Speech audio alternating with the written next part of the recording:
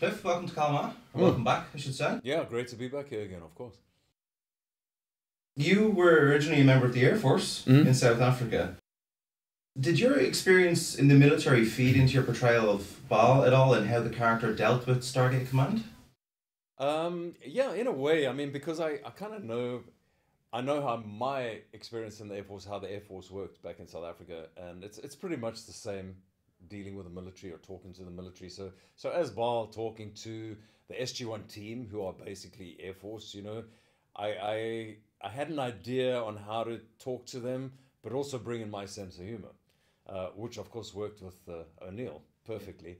But yeah, I mean, I was used to dealing with those type of people, so it definitely was in the back of my mind. Not that I really needed to have that Air Force experience to do the show, but I mean, as far as the discipline of acting in a whole as a whole, for me as an actor, I bring a lot of my military discipline to that. As an actor, you have to be disciplined. Being on time, knowing your dialogue, all that kind of stuff. So played into that. Yeah. So, it might be a bit of a strange question, but there was recent, I'm not sure if you're aware, but there was recent criticism in the media of a certain prince taking ballet lessons. As a dancer and an acrobat yourself in a former life, how would you encourage anybody out there to take up their love of dance, and then how would you also advise that they deal with any critics that they may face? You know what, it's so weird. There's still, I don't know why there's still this stigma attached to dance. It's always been like that. I say go for it. If that's what satisfies you and that's what makes you happy, no one else has got any right to say you can't do that or why you're doing that. That's stupid, or that's, it's like everyone's individuals if that's what they want to do. I came out of the military and became a dancer, and people were like, my own dad was like, what the hell? That's my son, all this kind of stuff. How do you go from being a soldier to being a dancer? But hey, it made me happy, and it was right at that time for me to do all that. So I say just, go for it, do it, and people must stop judging other people.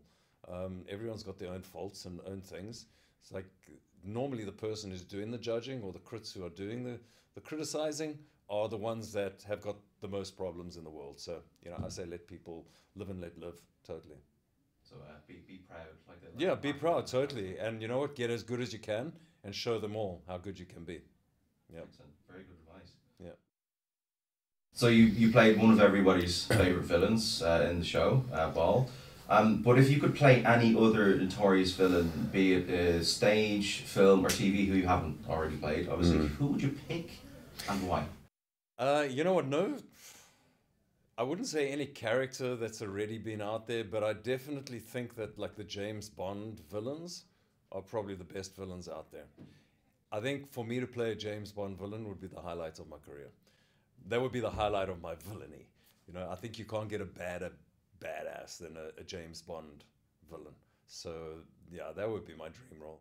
Every James Bond villain seems to have some kind of gimmick. What do you think your James Bond villain's gimmick would be? You know what? I would love like a Baal type of character, but I don't know. It could just be anything. I don't know. I mean, maybe bring back the old what is his name, Jaws, with the metal teeth. Oh yeah. From the 70s stuff. That was amazing stuff. So they plan to reboot James Bond, and we're going to see you as Jaws. I hope so, man. I hope so. I could be the Jaws too, for sure. For sure. They just need to call me for the audition. Excellent. Right, that's all the questions that I have. Great, Thanks very much for your time. Thank you so much, guys.